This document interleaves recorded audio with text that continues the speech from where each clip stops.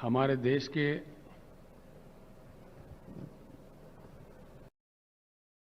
lives and also hearts and souls of the needy Telangana people. Here only I would like to say only one word.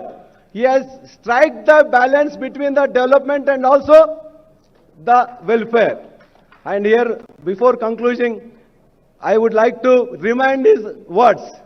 Always he has been telling, he is advising, he firmly believes, he really practices it.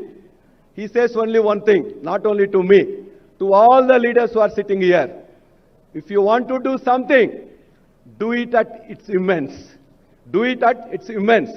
Even the TRS party support to your candidature is the similar to that kind, sir. You might have already felt it. You might be experiencing it. Definitely, on behalf of the TRS party, we are supporting you. I thank my Chief Minister for giving me a chance to welcome you all. And also, I invite our visionary Chief Minister, Sri Kalvakuntla Chandrasekhar Rao Garu, to address the gathering. Thank you very much.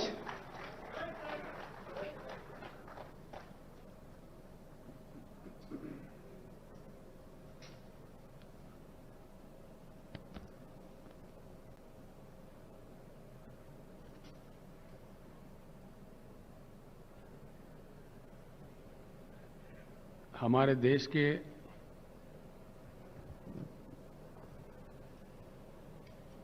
राष्ट्रपति चुनाव के लिए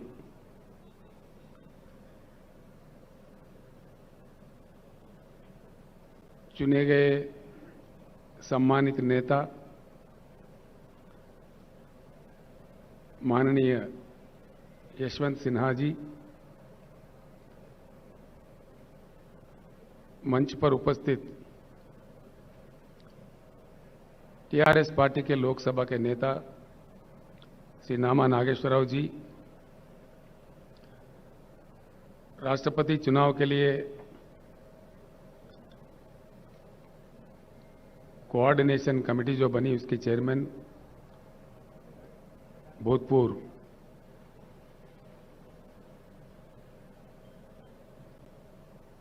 parliament member Shri Sudhindra Kulkarni जी, माननीय मंत्रीगण, माननीय parliament के सदस्य, Telangana legislative council के सदस्य और हमारे तेलंगाना विधानसभा के विधायक भाइयों बहनों, मैं आप सबको नमस्कार करता हूं। राजेश्वर रेड्डी के बाद फिर एक बार मैं यशवंत सिन्हा जी का हृदय से तेलंगाना जनता के ओर से, तेलंगाना सरकार के ओर से, हम तमाम के ओर से स्वागत करते हैं इस ऐतिहासिक हैदराबाद शहर में।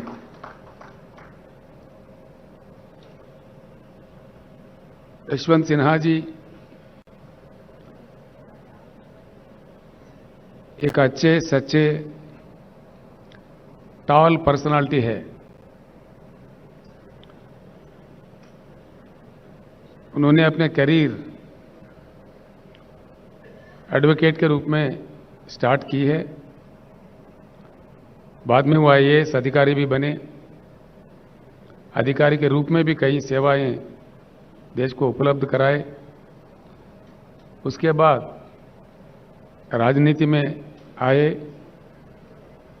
और सम्मानित रूप से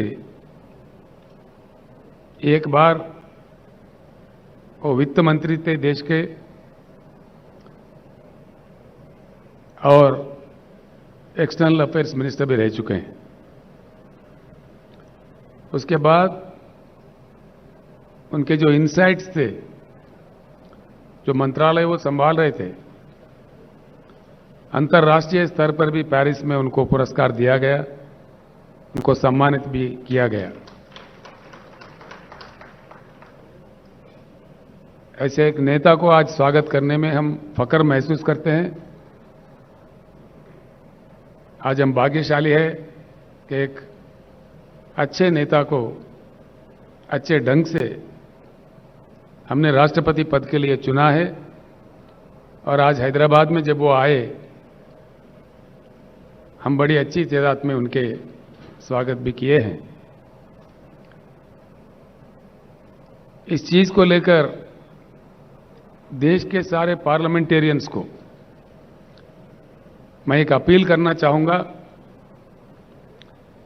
भारत में हमारे लोकतंत्र है, we have a democracy in practice in India. इससे पहले जब वीवी गिरी साहब राष्ट्रपति चुनाव के लिए लड़ रहे थे, उस समय हिंदुस्तान में एक नारा चला कि भाई आत्म प्रबोध से वोट दीजिए, और उसी के अनुसार वीवी गिरी जी का भी जीत हुआ। यह हमारे देश के इतिहास में है। आज मैं सारे भारत के पार्लियामेंटेरियंस को, जितने भी पार्लियामेंट मेंबर्स हैं, विधायक हैं, जो भी इस चुनाव के लिए, राष्ट्रपति चुनाव के लिए वोट देने के लायक है, उन सारे भाइयों से, बहनों से मैं अपील करता हूं, तुलना करके देखिए दोनों कैंडिडेट के बीच में, और आपके आत्मा के अनुसार, आत्मा प्रबोध के अनुसार यशवंत सिन्हा जी का तायीद कीजिए।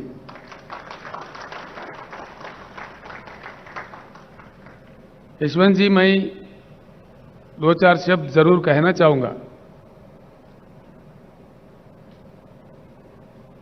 आशा करते हैं कि आप जीत जाए और देश का मान्यता बढ़े, देश का मान मर्यादा बढ़े। आप जैसे पर्सनालिटी जीतती है, व्यक्तिगत तौर पर आपका तो पर्सनालिटी बढ़ेगा ही, लेकिन देश का मान मर्यादा और बढ़ेगा। लेकिन क्या हो रहा है इस देश में? आज जो कुछ भी हो रहा है गलत हो रहा है। जो कुछ भी किया जा रहा है गलत किया जा रहा है। ऐसे स्थिति में देश को खामोश नहीं रहना चाहिए, आवाज उठाना चाहिए, सबको एकत्रित होना चाहिए और एक परिवर्तन ऐसा वैसा नहीं, एक उच्च गुणवत्ता वाली परिवर्तन। We need to bring in a qualitative change in Indian politics. It's the requirement of the nation today. आज के हमारे जो प्रधानमंत्री है, वो आज हैदराबाद आने वाले हैं, 2 दिन के लिए यहां रहने वाले हैं।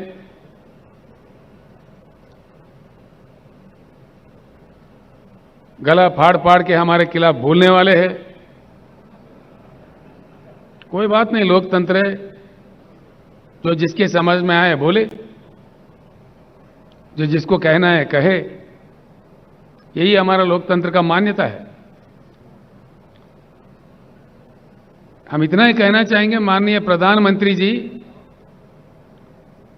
जिस प्रकार से आप विपक्षी दलों के नेताओं पे गला फाड़ फाड़ के गलत आरोप लगाते हैं, उसी प्रकार से जो संबोधित करने वाले हैदराबाद सभा को, उसमें हमारे प्रश्नों का उत्तर दीजिए। ये मांग आज आपसे देश कर रहा है। प्रधानमंत्री जी, जब आप पहली बार चुने गए थे, जनता के साथ कई आश्वासन दिए थे, कई प्रॉमिसेस किए थे। एक भी, कम से कम एक भी आपका किया हुआ वादा पूरा हुआ क्या? हम जानना चाहेंगे तो किया है तो किस वादा आपने पूरा किया? एक भी, कम से कम एक भी टार्च लाइट डाल के भी ढूंढो तो नहीं मिलेगा। ये मैं नहीं, सारे देश कह रहा है।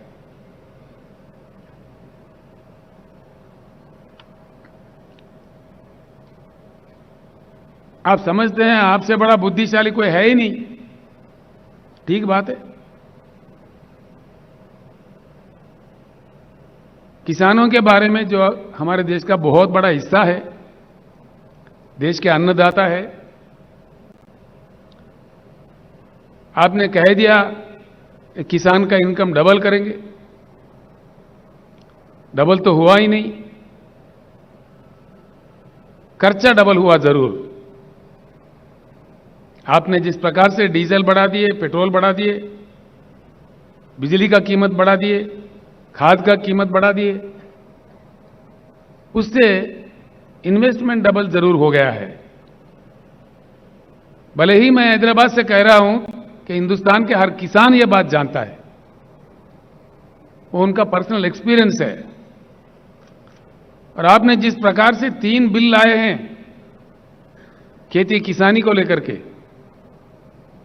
13 महीने इस देश में किसानों ने आंदोलन किया आपके सरकार के खिलाफ, आपके नीतियों के खिलाफ। आप किस प्रकार के गंदे गंदे आरोप हमारे अन्नदाताओं पर लगा रहे थे। आपने तो उनको उग्रवादी कह दिया, खालिस्तानी कह दिया, जो आपके मन में आए मनमानी कह दिए। आपके मंत्रियों ने आंदोलनकारियों पे जीप चढ़ाए, कार चढ़ाए, मार दिए, हत्या भी किए। और उस दौरान 700 किसान वीर गति पाए। आंदोलन लड़ते लड़ते 700 किसान का मृत्यु हुआ। आपको इस चीज का एहसास ही नहीं है।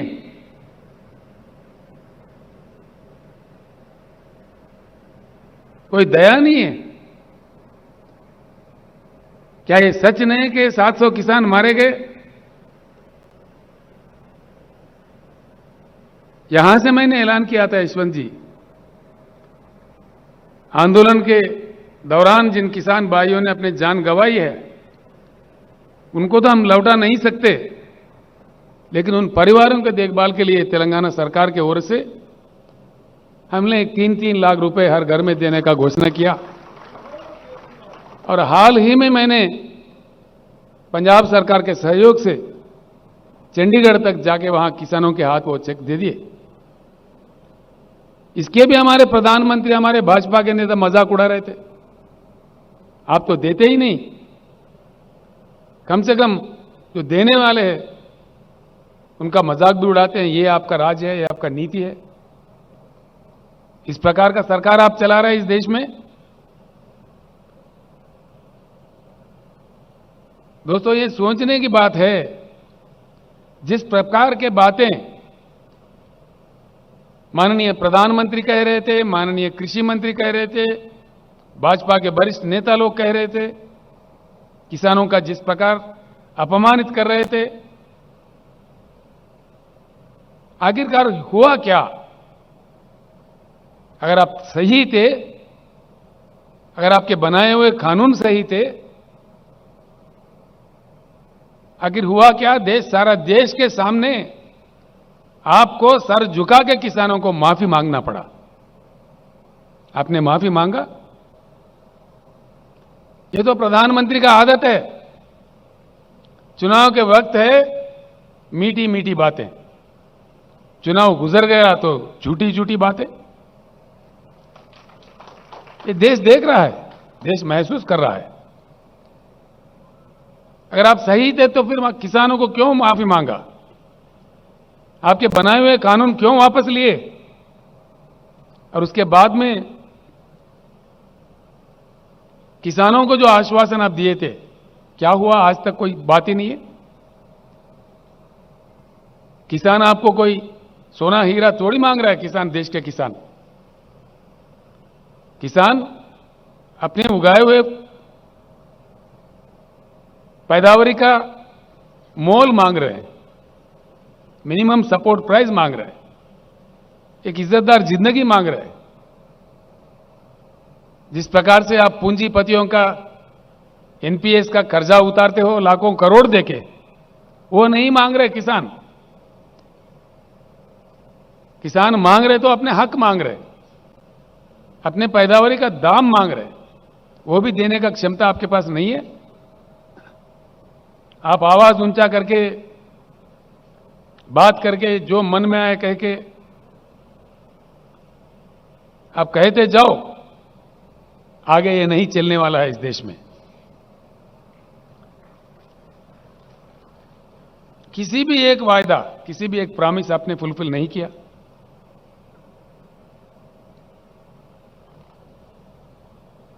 आप जो अपने आप का तारीफ करते हो, हर चीज में देश का मान मर्यादा खत्म होते जा रहा है। आपका तानाशाही दिन ब दिन बढ़ते जा रहा है, जो देश के लिए खतरा है। मैं इसीलिए सबसे हमेशा कहते आ रहा हूं और आगे कहेंगे भी कि राजनीतिक परिवर्तन से इस देश में कुछ बदलने वाला नहीं है, कुछ बदलाव होने वाला भी नहीं है। राजनीतिक परिवर्तन होगा, जरूर होगा, कोई परमानेंट नहीं है। मोदी जी से पहले भी कई प्रधानमंत्री बने।